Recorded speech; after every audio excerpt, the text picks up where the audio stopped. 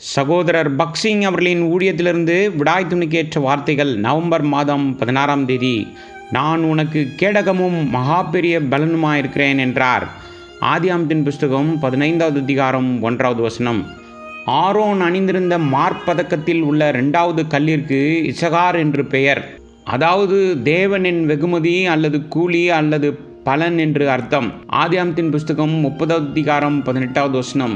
இப்பூமிக்குரிய எந்த வெகுமதியையும் இங்கு தேடாதீர்கள் அல்லது எந்த மனிதனின் தயவையும் தேட வேண்டாம் என்று இந்த பெயர் நமக்கு கற்பிக்கிறது.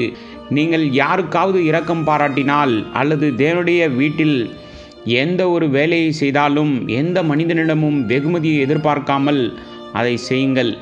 ஏனென்றால் நம்முடைய கர்த்தர் தாமே நம்முடைய வெகுமதியாக இருக்கிறார். எல்லாவற்றையும் கர்த்தருக்காக செய்யுங்கள். கொலோசியர் நிருபம் 3வது அதிகாரம் 23வது வசனம்.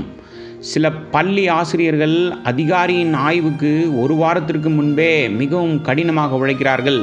பள்ளியின் அறைகள் மிகவும் நேர்த்தியாகவும் சுத்தமாகவும் வைத்து மாணவர்களுக்கு நேர்த்தியாக கற்பிக்கிறார்கள்.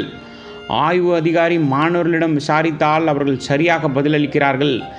அதிகாரி பெரிதும் ஈர்க்கப்படுவார் மற்றும் ஆசிரியர்களுக்கும் பள்ளி நிர்வாகத்திற்கும் பாராட்டுகளை தருவார்.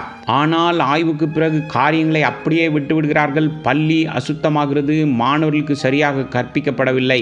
பள்ளி ஆய்வாளருக்காக அனைத்து காரியங்களையும் அவர்கள் செய்கிறார்கள். ஜெபக்கூட்டத்தில் நீண்ட நேரம் ஜெபிக்கும் சிலர் தங்களுடைய வீட்டில் 3 மணி நேரம் கூட ஜெபிப்பதில்லை. சிலர் மனிதர்களை மகிழ்விப்பதற்காக செய்கிறார்கள். அவர்களுக்கு எந்த பலனும் இல்லை. அலுவலகத்திலோ அல்லது தேவனுடைய வீட்டிலோ ஒவ்வொரு வேலையும் அன்பாகவும் உண்மையாகவும் உற்சாகமாகவும் செய்யுங்கள்.